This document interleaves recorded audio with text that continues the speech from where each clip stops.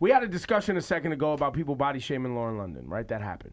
That's she was right. sitting next to her boyfriend at a Laker game, and everybody came for her in the comments on social media. And then Nicki Minaj put up a photo, and people started going after her body too. But it's like everybody was okay with Nicki Minaj catching the heat, but not Lauren London.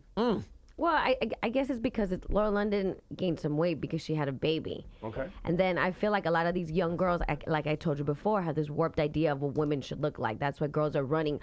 Girls just want to get plastic surgery now. They want to run, get lip injections, get butt injections. They feel like they're not good enough anymore. So. And you think Nicki Minaj is kind of the poster child for promoting that? I mean, yes. I hate to say that, but I mean, if we're being really honest about the body conversation, we can't sit here and pretend that Nicki's not a piece of that. She's not the only one. No, she's definitely not the only one, but you can't ignore that. She's in that. She's in the conversation. She has a flawless body, and you know, some of it's hard work. And she's talked about how she's paid for the butt to drop in songs. I think it was ass, waiting for my ass to drop, something like that. Yeah. Maybe ass shots wore off. Right, there you go. Yeah. So yeah, we can't sit here and act like women aren't. Look, she has 70 million followers, I think, on IG. And girls that want to be just like her. And these and the Kim Kardashians of the world. yeah, and let's remember how crazy. You wonder how crazy it is too. You know, the ass is changing now again. We watched it go from back in the day when we were young. The white ideal for beauty was a small ass. That's mainstream. That's what I said white. Like, so the white people were like, oh, a small butt, that's what you want.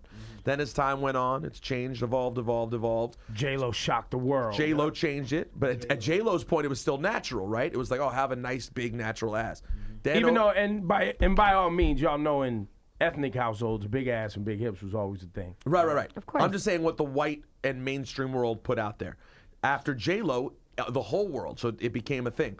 And then over the last 5 years, maybe 3 years ago, it peaked with like, have a big old booty no matter what it takes, even if it means surgery. Even if it means dying. And now it's starting to trend back into natural but big is better. Like athletic, in shape. You're going to see healthy. These chicks, a lot of these rich chicks are going to start removing it. They're going to start changing again. So you just have the world out here confused. I hope so, because even when Trina was here, her butt looked great, but it was regular. It didn't look humongous. Like, I remember when you think of Trina, you just think of her big old booty, but she just looked like a natural, regular woman.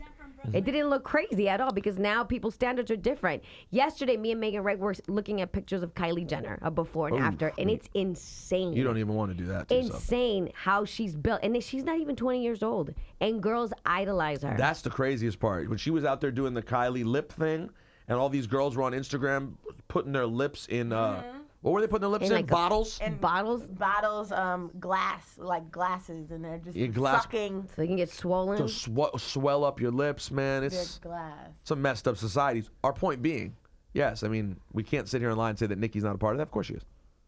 But Nicki's also a victim of it, too. They're all victims of it, and then they propagate it themselves, and the cycle continues and continues and continues. Damn. Yo, we going deep, man. I just wanted to build on that because it was interesting to hear people body shaming one and not the other.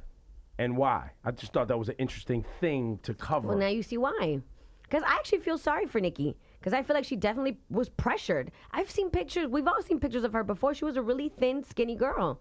And somebody must have pressured her until she was like, I have to get something fixed so I won't be that. You think that was the Kardashian That'd be my thing? defect, I don't think it's one thing. It was is just a terrible society. way to look at it. Society just made her feel like, but she did it pretty early, right? Like, she's almost interesting and different because she made having a huge butt like part of her thing. Like from the time she popped up really on the mainstream. So is that why it's okay to make fun of her butt kind of not looking so great in that bikini? It's because you marketed this idea. I think so. I think people were a little bit like, haha. But also remember, people are going to gang up on her this week because people collectively think she took an L. So you know how this society works. When Drake got into it with Meek, everyone bullied Meek. It's like just pile on whoever's losing. That is the Twitter mode. So even though Nicki's been on top forever, we all agree collectively because of that record, she took a bit of an L. Now, we're not going to sit here and pile on. We're just like, oh, it is what it is. But Twitter jumps on and just beats that person to death over and over again.